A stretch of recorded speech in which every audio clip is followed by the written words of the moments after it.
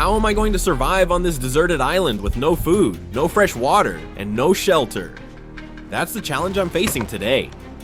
Welcome back to my Deserted Island Survival Series. If you're enjoying these adventures, don't forget to subscribe to Island Bushcraft. Your support will help me reach my first 1,000 subscribers, and it means the world to me. Alright, enough talking, let's go.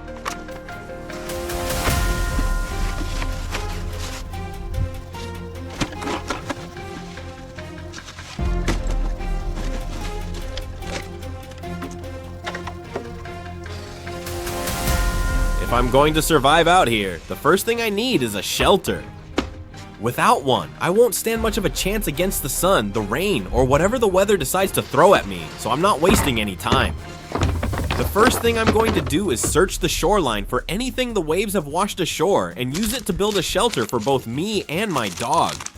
On a deserted beach like this, what most people would call trash can become a lifesaver. Plastic bottles, old barrels, bamboo, pieces of rope, driftwood. Out here, nothing is useless. Every single item has the potential to solve a problem, and that's exactly how I have to think if I want to survive. On my last survival trip, I was incredibly lucky to make it through 2 powerful storms and come out safely.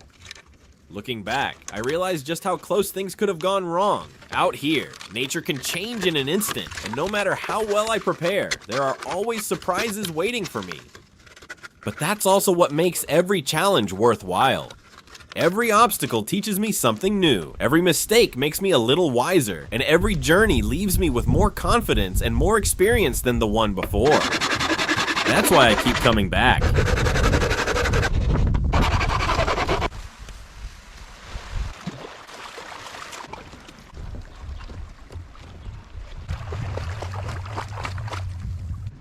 This time, I want to take on an even bigger challenge. Instead of building a shelter on land, I'm going to build a floating house on the sea.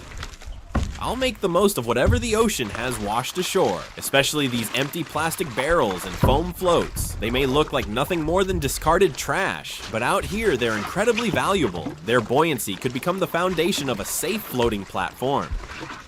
It's definitely not going to be an easy project, but if I can pull it off, I'll have a place to rest above the water and a whole new way to survive on this island.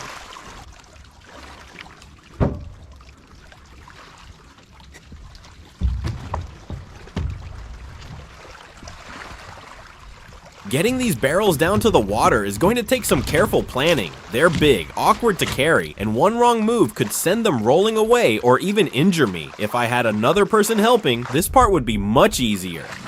But this survival challenge is just me.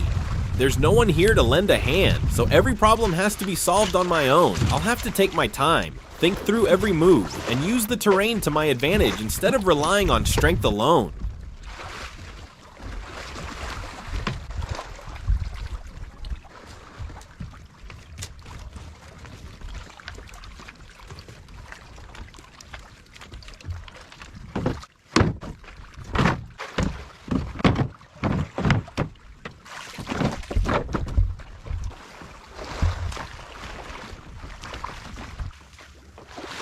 Now that my shelter is finally taking shape, I can breathe a little easier, but there's another problem I can't ignore anymore. I'm starving.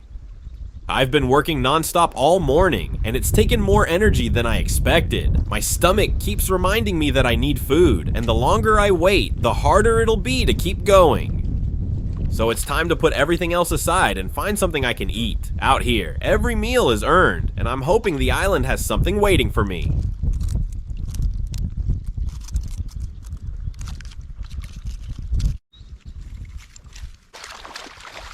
Wait a second, I think my dog has found something. He suddenly stopped, staring in one direction, and he keeps sniffing around like he's picked up an interesting scent.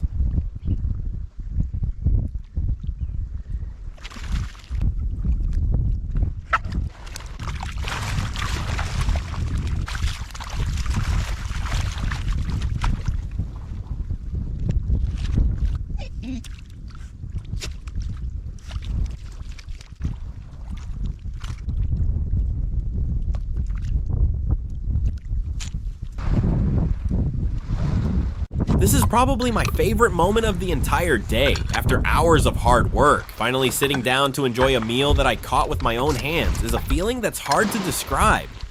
Out here, food isn't something you can simply buy or order. Every bite has to be earned through patience, effort, and a little bit of luck. That makes this simple meal taste better than anything else.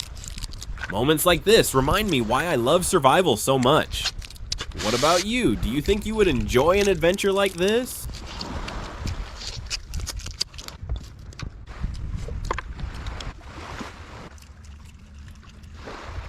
After taking a short break, it's time to get moving again. I don't want to waste any daylight.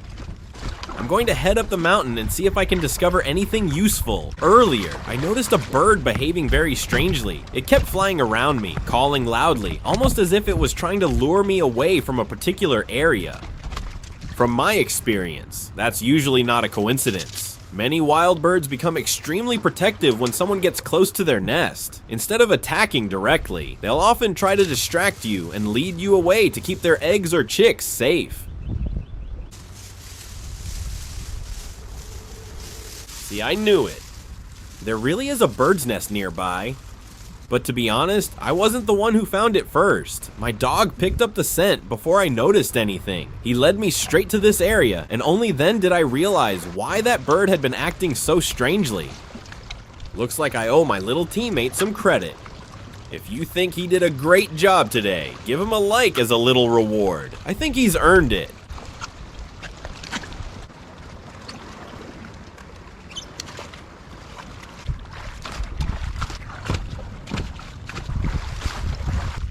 I want to see if there's anything useful I can salvage. To be honest, this is one of my favorite things to do on a deserted island. You never know what the ocean is going to bring ashore. A piece of driftwood, a rope, a plastic container, or even something completely unexpected can become an incredibly valuable survival tool. Around here, what most people call trash can sometimes be exactly what I need. That's why every time I come to this stretch of beach, I'm always hoping for a new surprise.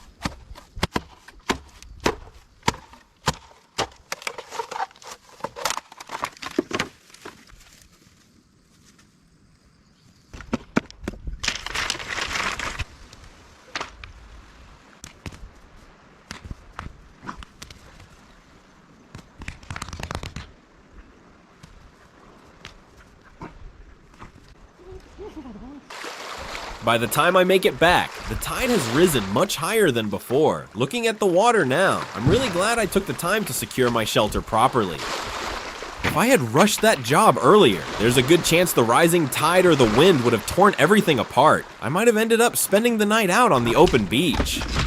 That definitely wouldn't be a situation I'd want to deal with. Luckily, I managed to find a few sturdy bamboo poles while I was exploring. Now I'm going to use them to reinforce the shelter. The stronger I can make it before night falls, the more comfortable and safer I'll be if the weather suddenly changes.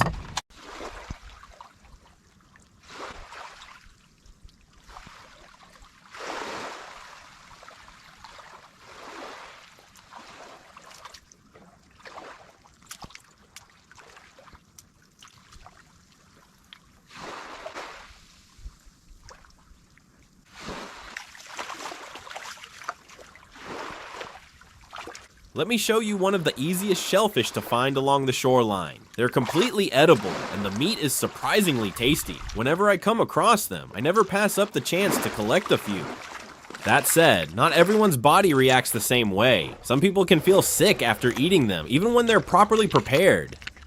So if you've never tried them before, it's always a good idea to eat a very small amount first and wait to see how your body responds before having more.